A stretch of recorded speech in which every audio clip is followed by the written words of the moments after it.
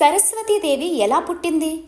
ఋగ్వేదంలోను, దేవీ భాగవతంలోను, బ్రహ్మ వైవర్త పురాణంలోను, పద్మపురాణంలోను సరస్వతీదేవి పుట్టుక గురించి వివిధ రకాలుగా ప్రస్తావించారు. ఒక కథలో సరస్వతీదేవి ఆది అంతం లేని శక్తి స్వరూపిణిగా చెప్పబడితే, ఇంకో కథలో బ్రహ్మే లోకాన్ని సృష్టించడం కోసం తనకి సహచరినిగా సరస్వతీదేవిని పుట్టించాడు అని చెబుతున్నారు.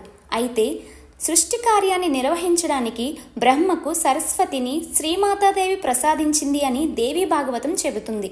ఇంకో కథ ఏమిటి అంటే, కృష్ణుడు ఒక కల్పంలో తన శరీరంలో నుంచి సరస్వతిని సృష్టించాడు అని, అప్పటికి దేవతలందరికీ మాట్లాడే శక్తి లేకపోవడంతో సరస్వతీదేవి వాళ్ళందరికీ వాక్కును ప్రసాదించింది అని దేవీ భాగవతంలో ఉంది.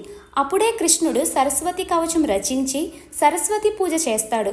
ఇలా సరస్వతీదేవి పుట్టుక గురించి వివిధ రకాల గాథలు ఉన్న ప్రతి ఒక్క కథలో సరస్వతీదేవి వాక్కు, బుద్ధి,